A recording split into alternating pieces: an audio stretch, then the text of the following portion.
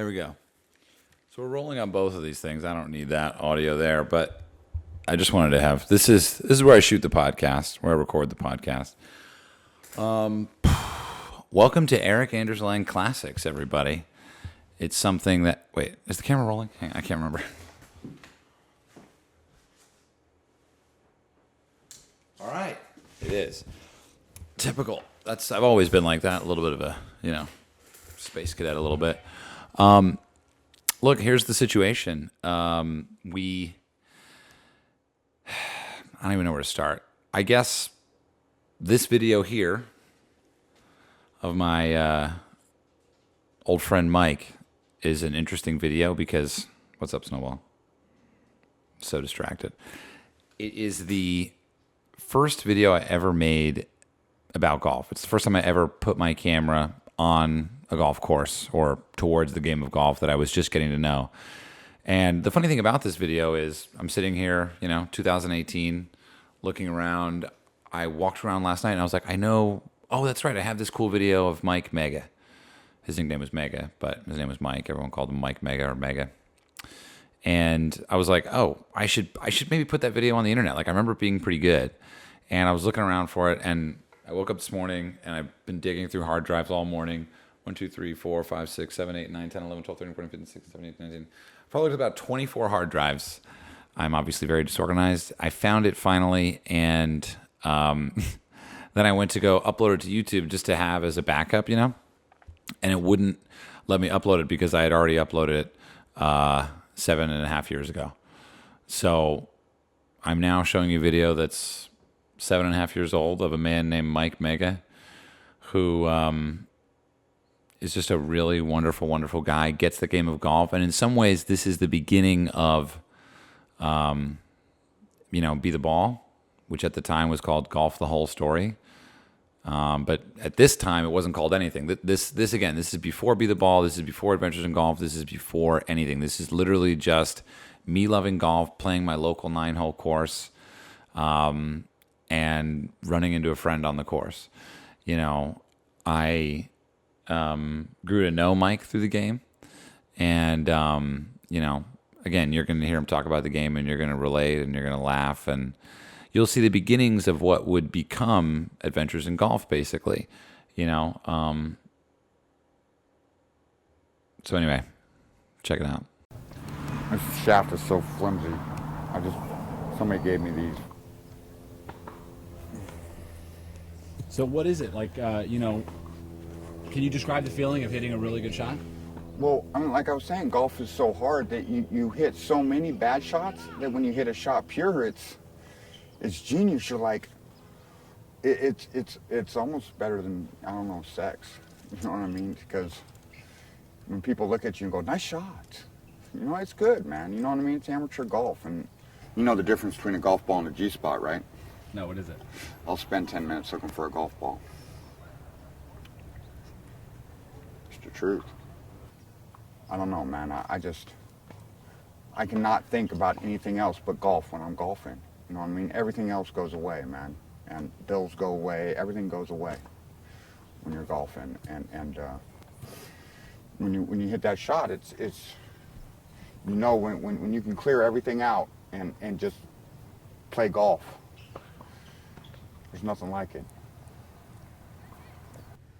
About 20 years ago, I was working in a little stereo store, and they had a golf video game. And I started playing the golf video game, and my roommate golfed. And he was like, come on, let's go golfing. And so we went to a little pitch and putt, and then from there I went and got a set of clubs and just started playing. Never taken a lesson. Just trial and error, I guess. Nope. Is golf addictive? It's very addictive, especially if you have an addictive personality. Since I was a youngster, I've, put something outside of my body, inside of my body, illegal or, drugs and alcohol and to fill a hole, and to fill a void.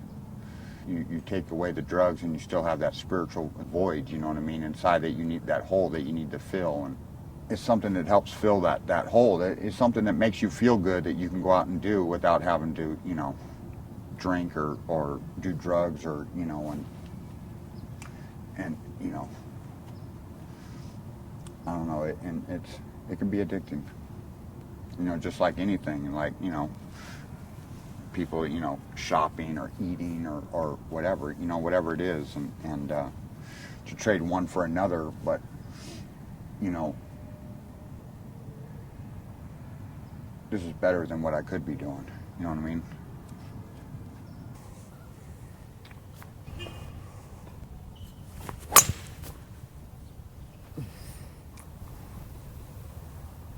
That's that pure shot. Playing with some old set of clubs I found behind a hot water heater, and it doesn't matter the equipment, you know, and it's good to be able to get out and play. And I like putting, you know, and the putting is people think too much about putting. It's like I was told or I heard or read something, it's like a free throw, just do the same thing every time and the same motions every time and just hope for the best, I guess, you know.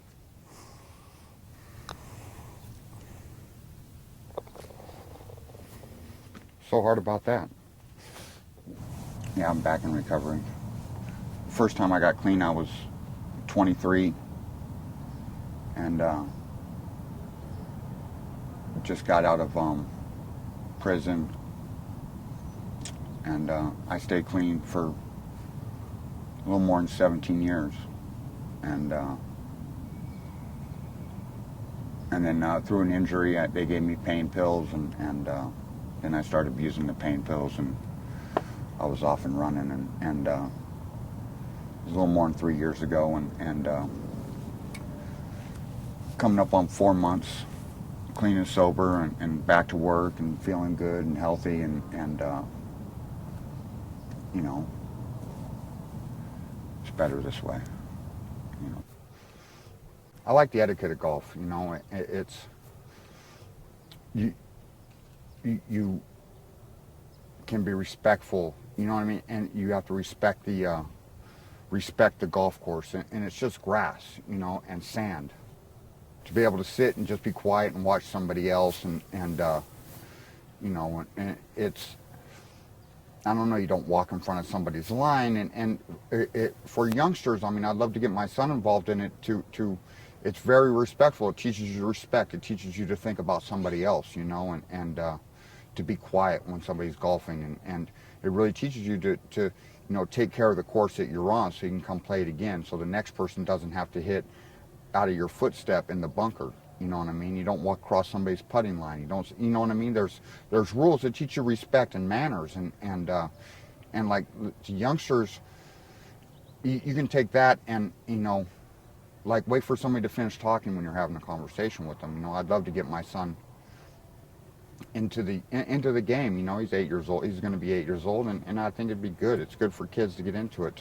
It teaches you respect and manners. I don't know, in a weird way, I guess. So why do you think people think golf is so upper class and Republican? I don't know. I don't know, because I've never been upper class or Republican. So I don't know, you know what I mean? And I've never thought about on those lines about golf. And you know, and if I go to a golf course and I get to put on a nice pair of slacks and a little polo shirt and nice little hat, and I get to wear my brand new glove, they don't know where I'm from, you know. They don't know if I'm rich or not or where I come from. I can go to a country club and play with these guys, and they don't know, you know. But I've never thought about it like that.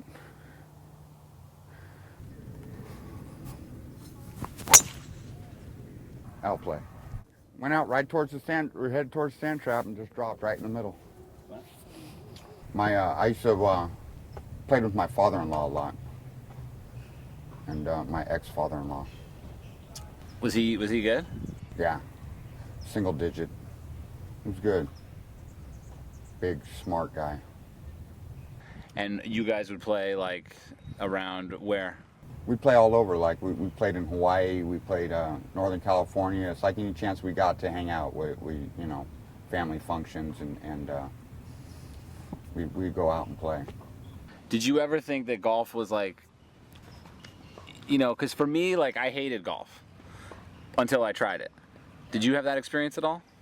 It's like, I know I hate tennis, and I don't know why, I just don't like it, but like golf, I never really paid attention to it until I started playing this video game, and then as soon as I hit the ball good the first time, and then I realized that I was playing against myself and trying to do better, like every hole, and really starting to feel the emotion behind it, and I got into it, man. It's like nothing else.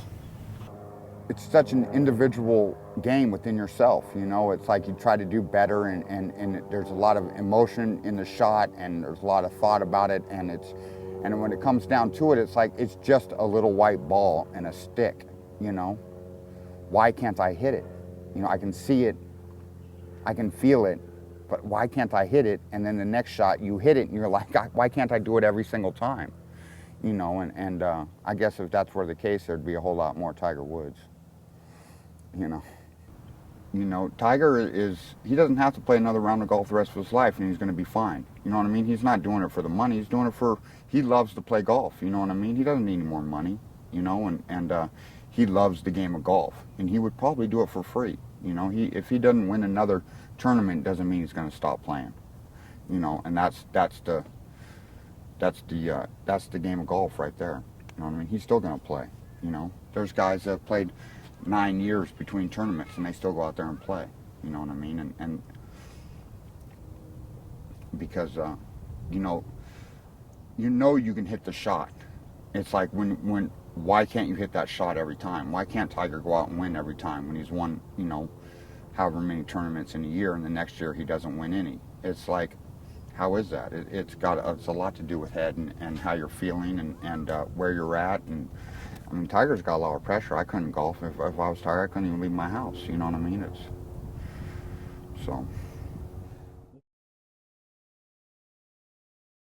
So that's the end of the video there with Mike.